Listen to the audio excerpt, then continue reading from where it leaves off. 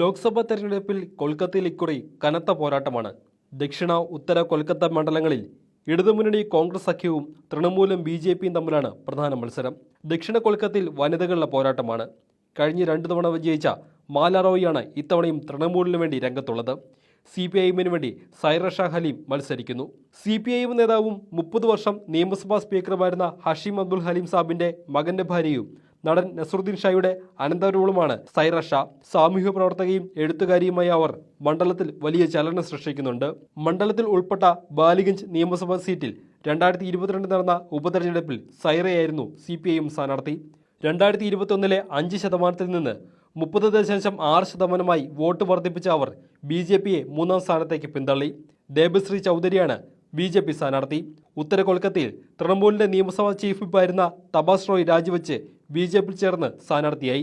നിലവിലെ MP സുദീപ് ബന്ദോപാധ്യായെ ഇത്തവണ ഒഴിവാക്കണമെന്ന തപാസിന്റെ നിർദ്ദേശം മമതാ ബാനർജി തള്ളിയിരുന്നു. പ്രമുഖ കോൺഗ്രസ് നേതാവും മുൻ MPയുമായ പ്രദീപ് ഭട്ടാചാര്യയാണ് ഇടത് കോൺഗ്രസ് സഖ്യ സ്ഥാനാർത്ഥി. ജൂൺ 1 അവസാന ഘട്ടത്തിലാണ് ഇവിടെ വോട്ടെടുപ്പ്.